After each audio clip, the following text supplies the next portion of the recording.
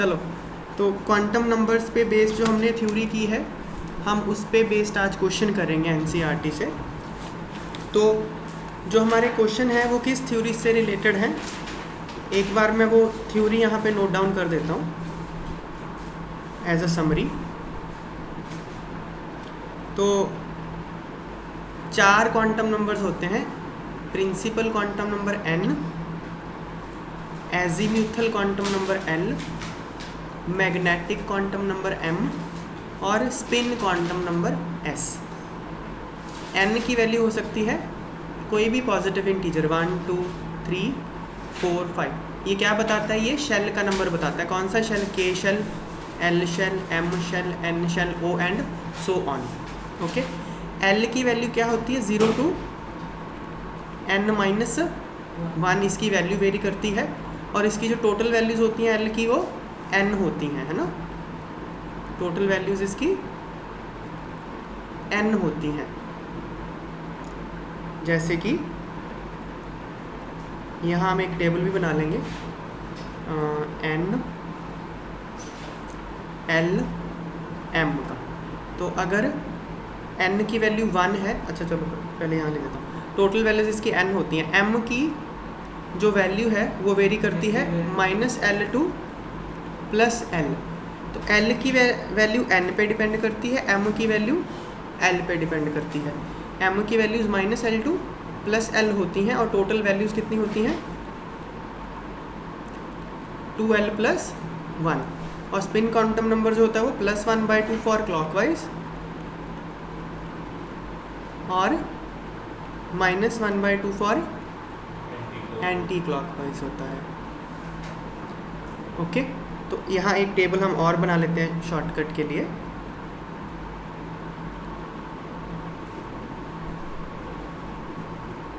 n की value, l की value, m की वैल्यू।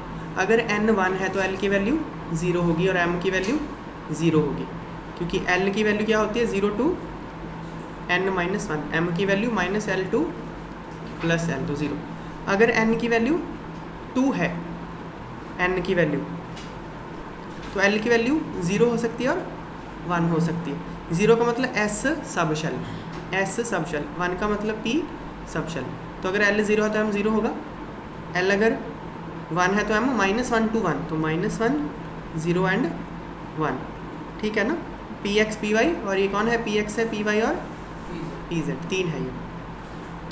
फिर अगर n 3 है तो l की वैल्यू 0 to 3 -1, मतलब 0 to 2, 0 1 2। तो s p एंड d सब शेल्स। m की वैल्यू होती है -l to +l, तो 0 -1 0 +1 -2 -1 0 1 एंड 2 एंड सो ऑन, ऐसे चलेगा। ठीक है ना। एक और लिख लेते हैं 4 के लिए। ये सारे d ऑर्बिटल्स हो गए ना, 5 होते हैं d ऑर्बिटल। ये p ऑर्बिटल्स हो गए, ये p ऑर्बिटल्स हो गए, 3 होते हैं, px py pz। d orbitals 5 होते हैं,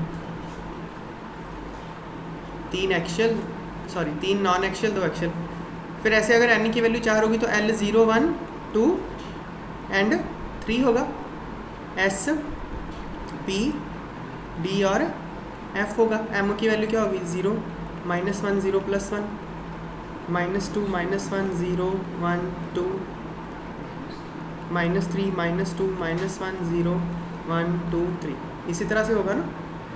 ये इसी थ्योरी पे बेस्ड ये 9 क्वेश्चन है, वो हम आज करेंगे। ठीक है, सिंपल से क्वेश्चन है, देखो।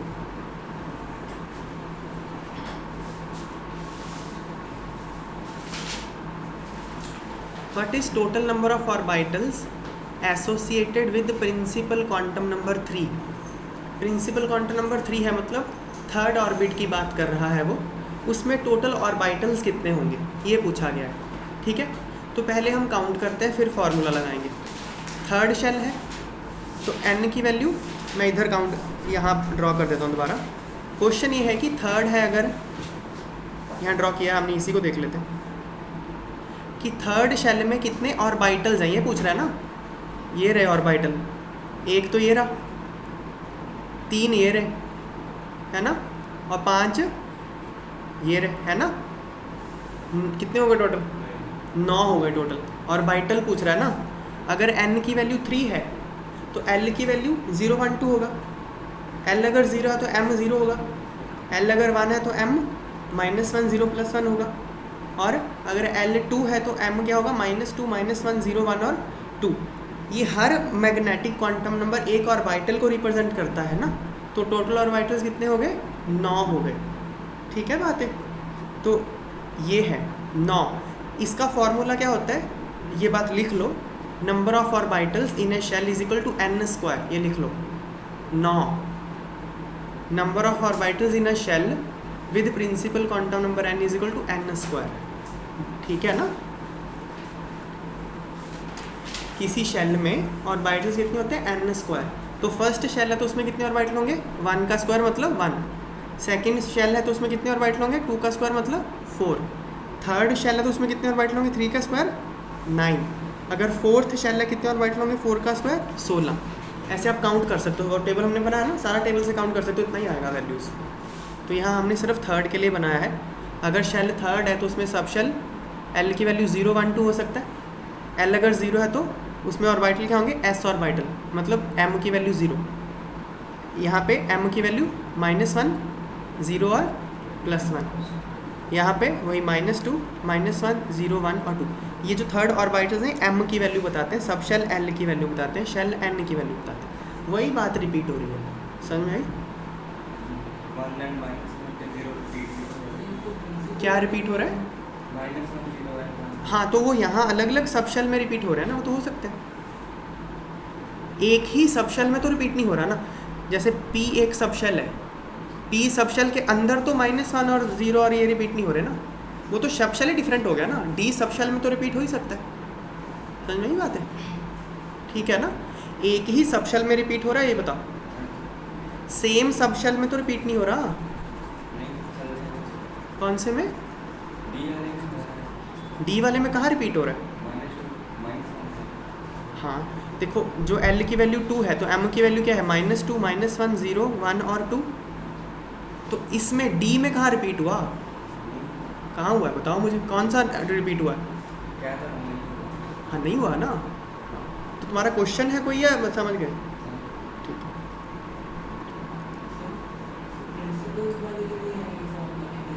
हाँ प्रिंसिपल क्वांटम नंबर मतलब एक शेल में प्रिंसिपल क्वांटम नंबर क्या बताता है, शेल की वैल्यू बताता है। तो शेल, एक शेल में कितने ऑर्बिटल होंगे, n²। ओके, हमने किया है ना 2n² का फॉर्मूला, नंबर ऑफ, ये हमने 10th क्लास में 9th 10th में करते हैं। किसी शेल में इलेक्ट्रॉन कितने होते हैं, 2n²। एक ऑर्बिटल में 2 इलेक्ट्रॉन आते हैं, तो ऑर्बिटल n² होते हैं, इंटू 2 कर दो, इसलिए इलेक्ट्रॉन 2n² हो जाते हैं। ठीक है बात है? Okay, next, using s p d and f notations describe the orbitals with following quantum numbers. ठीक है, आपको ये क्वांटम नंबर दिए गए हैं, आपको इसकी s p और d और f नोटेशन बतानी है। तो अगर 2l है तो क्या होगा, कौन सा ऑर्बिटल होगा ये, 2p ना। देखो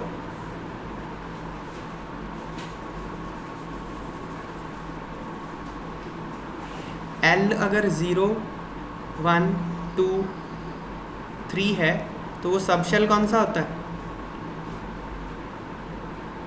S P D और F, यही होता है ना।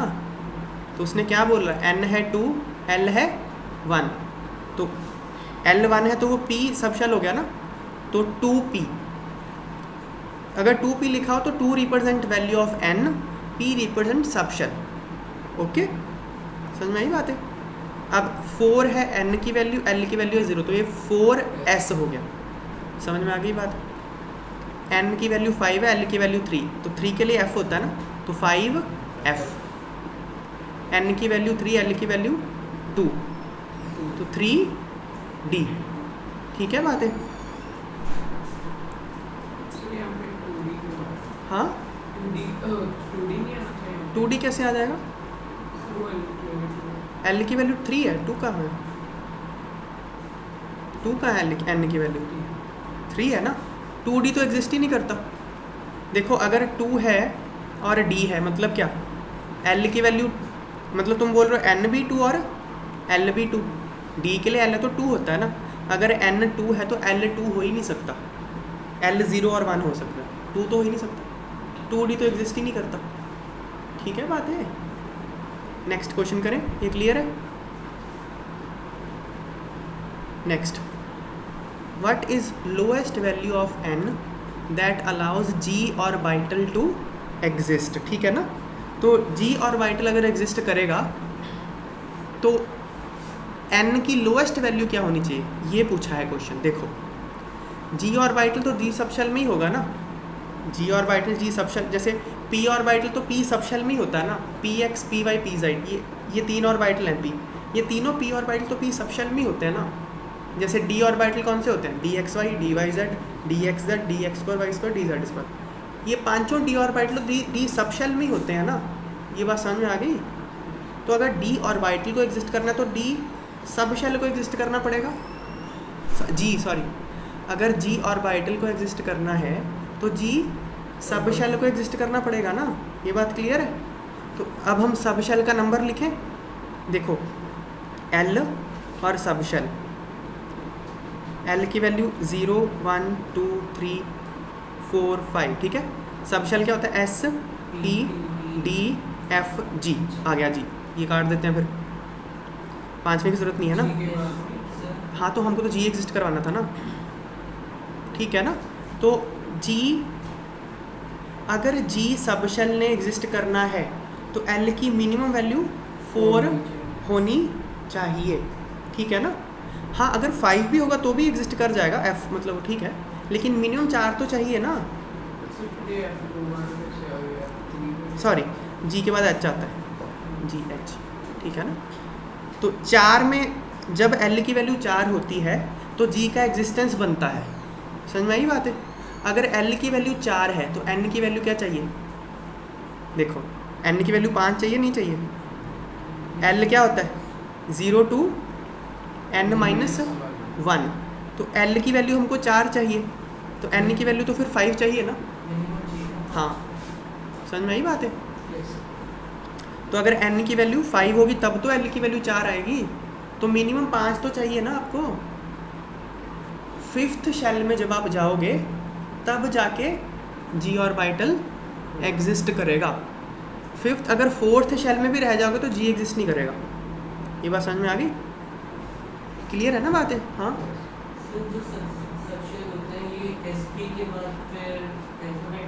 हाँ alphabetical, S P D E नहीं है बीच में, F के बाद अल्फ़ाबेटिकली चलेंगे, F G H I J, F के बाद चलेंगे अल्फ़ाबेटिकली, ठीक है ना। तो ये बात है। 5वें शेल में अगर आप होगे तो इसको मैं एक और ढंग से इसको, इसी सेम चीज़ को मैं एक और ढंग से बताने की कोशिश करता हूँ, थोड़ा सिंपल चीज़ों से। देखो मैंने बताया था किसी भी शेल में कितने सब शेल होते हैं, जितना शेल का नंबर है कि नहीं, बताया था ना। फर्स्ट शेल, ये मैं शेल के नंबर लिख रहा हूँ, first shell, second shell, third shell, fourth shell और 5th शेल। किसी शेल में कितने सब शेल होते हैं, जितना उस शेल का नंबर है। तो फर्स्ट शेल में कितने सब शेल होंगे, 1, उसको क्या बोलते हैं, S सब शेल। सेकेंड शेल में कितने सब शेल होंगे, 2, कौन कौन से, S और P, है ना। P के 3 होंगे, खैर आगे ऑर्बिटल। थर्ड शेल में कितने सब शेल होंगे, 3, कौन कौन से, S P और D। S P, आगे D के आगे ऑर्बिटल्स होंगे, वो मैं नहीं लिख रहा अभी फ़िलहाल। S P और D सब शेल होंगे। 4th शेल में कितने सब शेल होंगे, कौन कौन से, S P D F, S P D और F। 5th शेल में कितने सब शेल होंगे, 5, S P D F G, S P D F। अब जाके आया G सब शेल। G में कितने होंगे ऑर्बिटल, तो उसने नहीं पूछा। ऐसे G में ऑर्बिटल कितने होंगे बता सकता हूँ मैं, 0 1 2 3 4।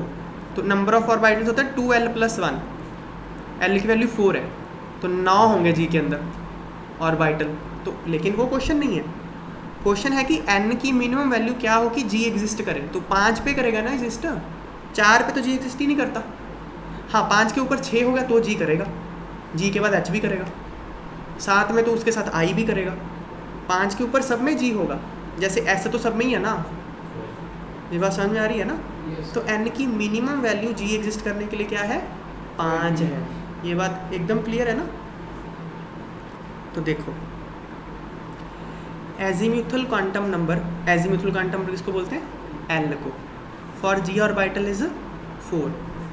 For an orbit of principal quantum number n, values of azimuthal quantum number range from 0 to n-1। l की वैल्यू 0 से लेके n-1 तक होती है। Thus lowest value of n for which azimuthal quantum number मतलब l इज़ 4 इज़ 5। थोड़ा समझने में, ऐसे लिखने में कंफ्यूजिंग हो सकता है, लेकिन समझ में आ गई बात है। Hence lowest value of n that allows g orbital is 5। बात सारी सही लिखी हुई है, हो सकता है समझने में मुश्किल हो, लेकिन आ गई क्या समझ में।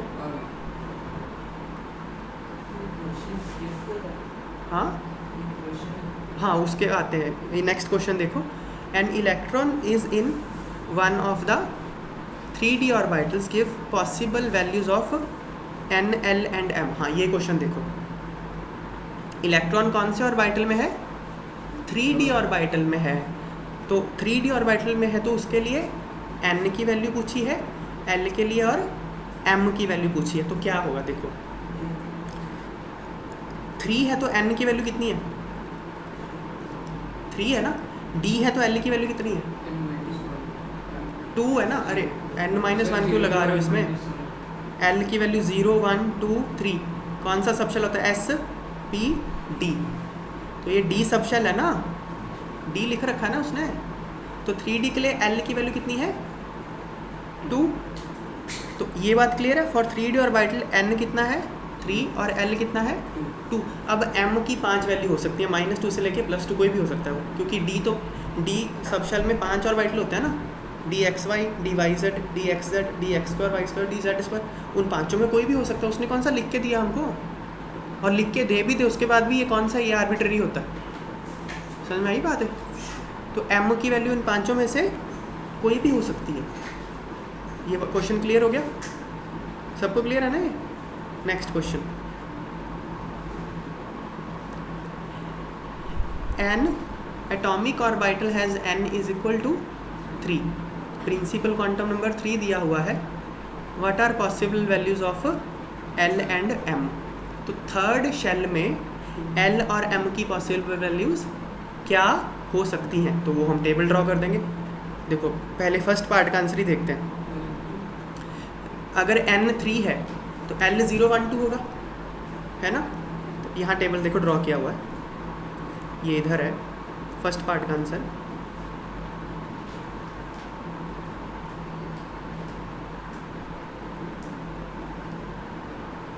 यहाँ ड्रॉ किया, ये n है, ये l है, ये m है। n अगर 3 है तो l 0, 1, 2। l की वैल्यू क्या होती है, 0 से लेके n-1 तक। तो 0 to 2, 0, 1 और 2। तो l अगर 0 तो m क्या होगा, 0 होगा। l अगर 1 है तो m -1, 0, 1।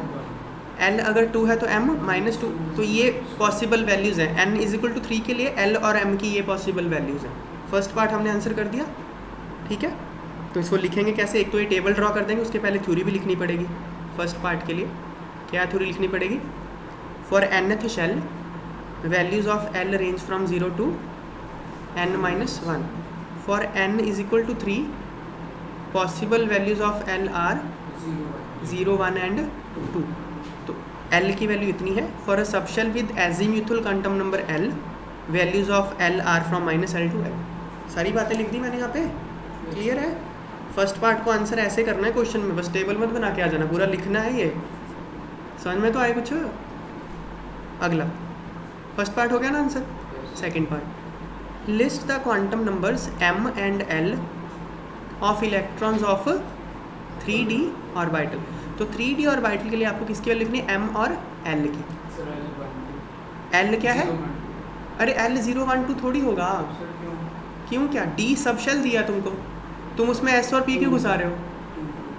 देखो थर्ड शेल में s सबशेल भी होता है, p सबशेल भी होता है और d सबशेल भी होता है। उसने तो d दे रखा है ना, उसमें 1 और 2 क्यों घुसा रहे हो तुम। समझ में आई बात है। तो इसके लिए d के लिए l की वैल्यू कितनी है, 2। तो l तो 2 है, m क्या होगा, -2, -1, 0, 1 और 2। क्योंकि m की वैल्यू -l से लेके +l तक होती है। क्लियर है ना बातें? सेकंड पार्ट का आंसर देखो कैसे लिखेंगे हम।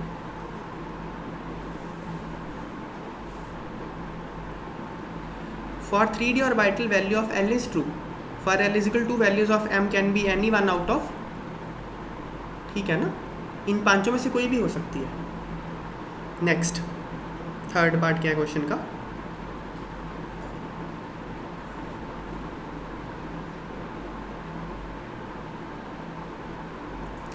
विच of the following orbitals are possible, इनमें से कौन से ऑर्बिटल पॉसिबल है? 1p 2s 2p और 3f। तो ये बताना है इनमें से कौन से ऑर्बिटल पॉसिबल। तो हम यहाँ टेबल बना लेंगे। देखो nth शेल के लिए L की वैल्यू क्या हो सकती है? 0 से लेके n-1 तक, यही हो सकती है ना। 1p के लिए ये जो ऑर्बिटल्स दिए हैं हम इनके लिए n और L की वैल्यू लिख लेते हैं। तो n की वैल्यू तो ये रही 1 2 2 3 1 2 2 3। L की वैल्यू क्या होगी? p के लिए 1, s के लिए 0, p के लिए 1, f के लिए 3 होगा ना। L क्या होता है? 0 1 2 3 sub shell s p d और f। तो मैंने इनकी सिर्फ L की वैल्यू लिख ली, ठीक है ना। तो ये पॉसिबल है? बताओ n भी 1 L भी 1?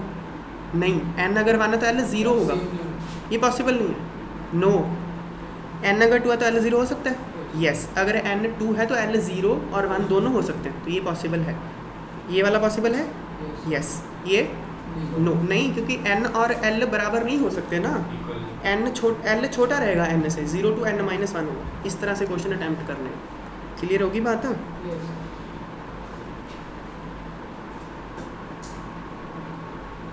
ओके देखो नेक्स्ट क्वेश्चन है, using S, P and D notations describe the orbital with the following quantum numbers.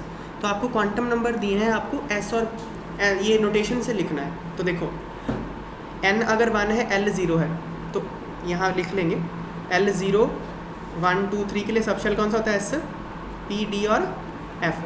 तो ये 1s हो गया ना, 1s। ये कौन सा हो गया? 3p, ये 4d, ये 4f। बस सिंपल सा क्वेश्चन था, ये नोटेशन लिखने थे, लिख दिया हमने, डन क्वेश्चन। यार ये क्वेश्चन ही गिवन है, तुम क्या पूछ रहे हो? क्वेश्चन ही गिवन है, क्वेश्चन ही तो बता रहा हूँ। और इसमें अकेली n की वैल्यू लेके L की निकालने के लिए कहाँ निकालना? कहाँ ना? सकते हैं। हाँ दे सकते हैं, ठीक है ना। ये तो क्वेश्चन ही गिवन है ना, हमको कर लिया ना हमने। Next,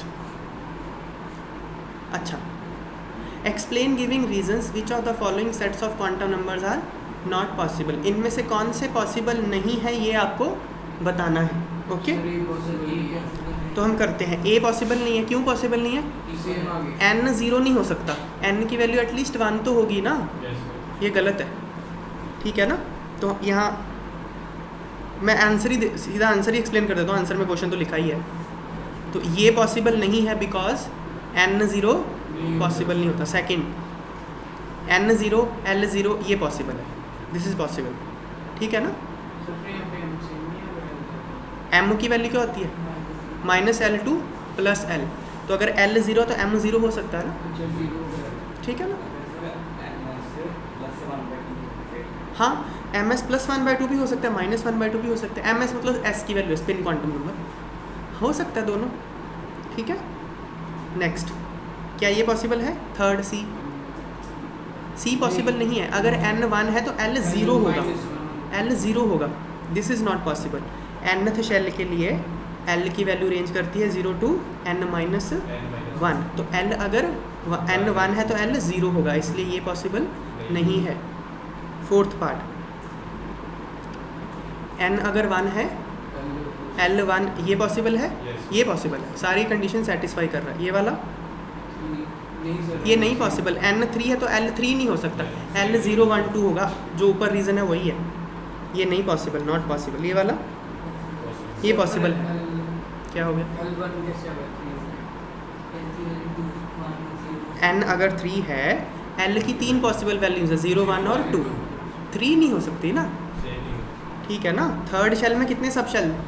3 sub shell, S, P और D में 5, इसमें 3। तो L 0 1 और 2, सिंपल सी तो बात है, वही बातें करे जा रहे हैं 5 दिन से हम, नहीं? ठीक है। Next question, how many electrons in an atom may have following quantum numbers. तो आपको बताना है कि ये क्वांटम नंबर कितने इलेक्ट्रॉन्स के हो सकते हैं। n is equal to 4, ms is equal to this one. अच्छा, एक बात मैंने नहीं बताई थी, वो मैं अभी लिखवा दूंगा आपको, ये क्वेश्चन आ गया इसलिए मैं बता रहा हूँ। एक ऑर्बिटल में सिर्फ 2 इलेक्ट्रॉन हो सकते हैं, ऑर्बिटल में सिर्फ 2 इलेक्ट्रॉन हो सकते हैं। उन दोनों में से एक का स्पिन क्वांटम नंबर होगा +1/2 और दूसरे का -1/2। ओके, एक ऑर्बिटल में 2 इलेक्ट्रॉन हो सकते हैं, एक का स्पिन +1/2, एक का -1/2। +1/2 मतलब क्लॉकवाइज, -1/2 मतलब एंटी क्लॉकवाइज। तो ये इन्फॉर्मेशन इस क्वेश्चन में यूज़ होगी। ओके, तो देखते हैं हम हाउ मैनी इलेक्ट्रॉन्स। हाँ, तो n की वैल्यू 4 है और ms मतलब स्पिन क्वांटम नंबर -1/2 है। इस तरह के कितने इलेक्ट्रॉन्स हो सकते हैं? तो एक बार मैं सारा ड्रॉ कर देता हूँ, फिर उसके बाद फॉर्मूला बताऊँगा। 4th शेल है ना, 4th शेल में कितने सबशेल? 4 सबशेल। 4th शेल में कितने सबशेल? 4 सबशेल। कौन से? S, ये लो S कर दिया ड्रॉ, P कर दिया, D में 5 आएंगे, F में 7 आएंगे, यही है ना?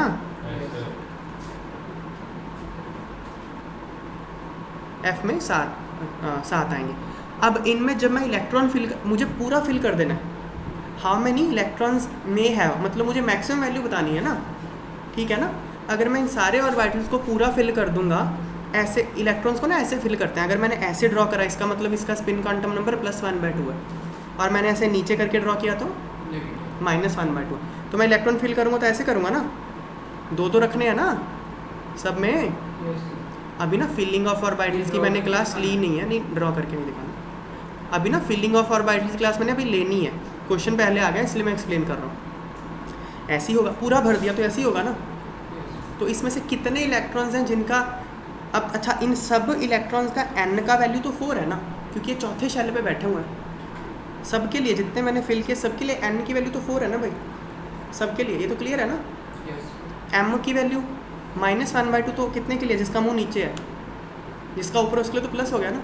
तो नीचे कितने हैं देखो, 1 2 3 4 5 6 7 8 9 10 11 12 13 14 15 16 इलेक्ट्रॉन है जिनके लिए n की वैल्यू 4, m की वैल्यू ms मतलब स्पिन क्वांटम नंबर -1/2 हो सकता है। 16 का समझ में आई बात? अगेन आपको इतना करने की ज़रूरत नहीं थी। कैसे करते हम देखो, 4th शेल में है ना, 4th शेल में टोटल इलेक्ट्रॉन कितने हो सकते हैं? 2n² 2n² ही हो सकते हैं ना।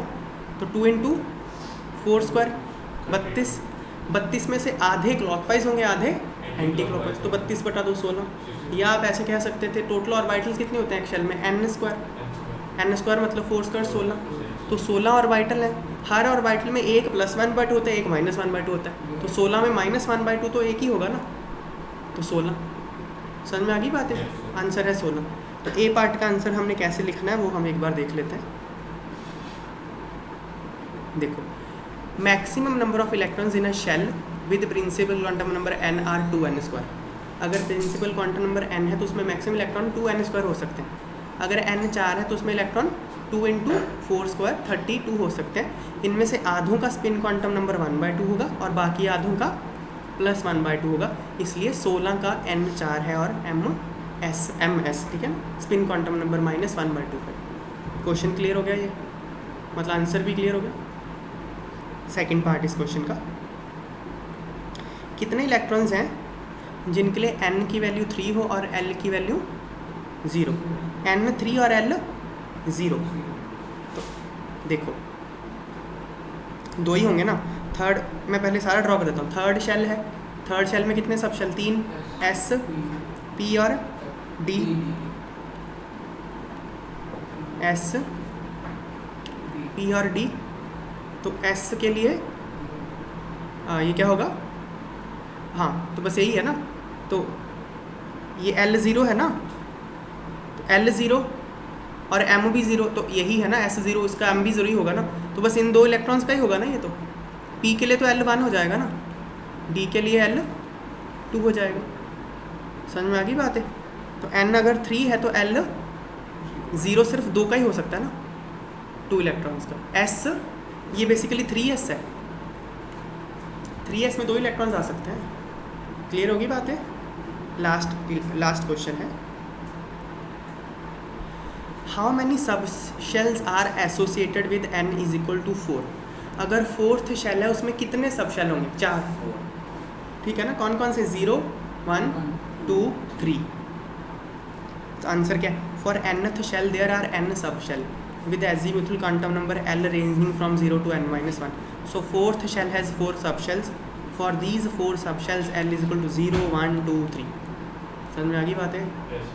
Next question B part, how many electrons will be present in sub shells having spin quantum number value -1/2 for n is equal to 4। ऊपर वाला क्वेश्चन ही है, ऊपर वाला ही है ना ये। फोर्थ शेल है, फोर्थ शेल में कितने इलेक्ट्रॉन्स होंगे जिनके लिए स्पिन की वैल्यू -1/2 होगी? 16 होंगे। भी तो करा, ऊपर वाला ही सेम क्वेश्चन रिपीट हो रहा है। टोटल 32 होंगे, 32 में से आधे +1/2 आधे माइनस, तो आंसर 16 आ जाएगा। तो मैंने कॉपी पेस्ट ही मारा है ऊपर से नीचे, सेम आंसर है। क्लियर हो गए सारे क्वेश्चन? तो ये क्वेश्चन हम पक्के कर लो एक बार।